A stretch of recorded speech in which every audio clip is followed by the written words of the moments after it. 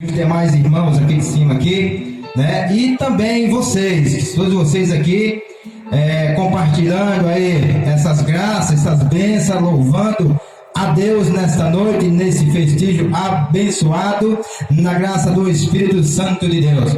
E eu fiquei aqui feliz, pastor Alisson, porque eu montei aqui rapidinho aqui, algo que deu fogo puro. Pastor apresentando aqui os irmãos que estavam aqui em cima, e ele apresentou o pastor Fogo Divino, né? Nosso irmão aqui, Fogo Divino. Em seguida apresentou o pastor Cláudio, Atalaia de Cristo. Aí eu observei a placa Pentecostal Assembleia de Deus. Então hoje está 3 fogos santos aqui: Fogo Divino, Atalaia de Cristo e Pentecostal, ou melhor, tudo pentecostal, né?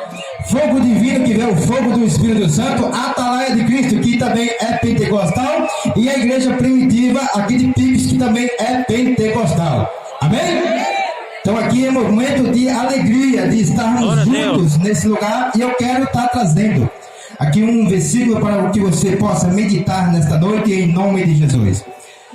Que está aqui em Atos dos Apóstolos, capítulo 5, versículo 42. Atos dos Apóstolos, capítulo 5, versículo 42, que diz assim: E todos os dias no templo e nas casas não cessavam de ensinar e de anunciar a Cristo.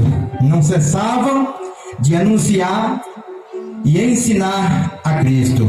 Observe que coisa maravilhosa. Nós estamos aqui, todos aqui, para anunciar quem? A Cristo. Falar da presença de Deus. Falar da presença desse Espírito Santo de Deus em nossa vida. Que o grande convidado da noite não somos nós que estamos aqui. É o próprio Senhor Jesus que está no meio de nós. Amém?